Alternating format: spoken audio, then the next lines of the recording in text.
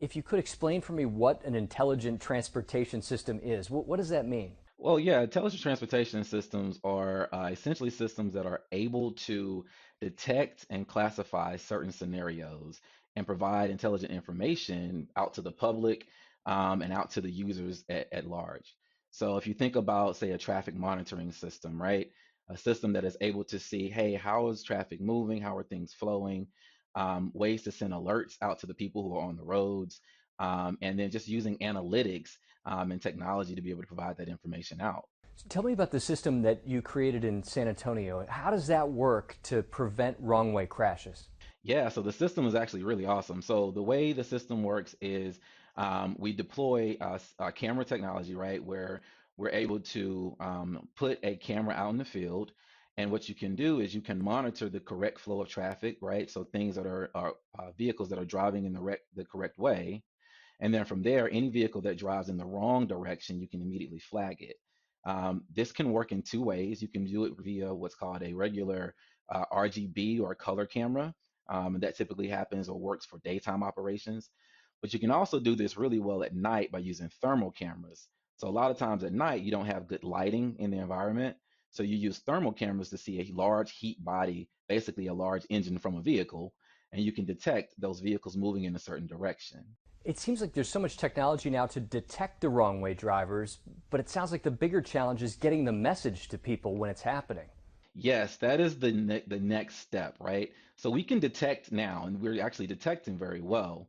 The next thing to do is how do we get the message out to users, to people who are driving on the roads, such that they immediately know there is a wrong way driver coming your way, get off the road safely, right? And even at some point, alert authorities or whoever it may be, such that we can flag that individual down and get them off the road. I know one of the primary ways they do that now on roads that have the sensing devices is through the message boards, the changeable message boards.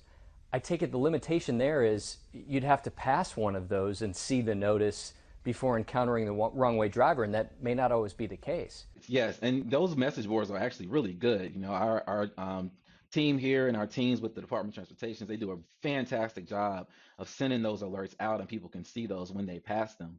Other ways that you can do this as well in the future, and hopefully the near future, is just communication over broadband, over DSRC, or even in the future with 5G and infotainment, letting a message be heard immediately within someone's vehicle, wrong way driver going eastbound on whatever road, and they can get off the highway. I know when you first published some of the research back in 2017, it sounded like you were very hopeful that this would become more widely adopted quickly. Has the pace moved a little bit slower than you hoped or anticipated? Yeah, just a little bit slower than than we would hope, but I mean that's kind of typical with technology in general. It takes a little bit of time to kind of get it out there, and I know that we continue to work with the with officials and working with our team here to make sure we can actually figure out ways to put this out onto the roads.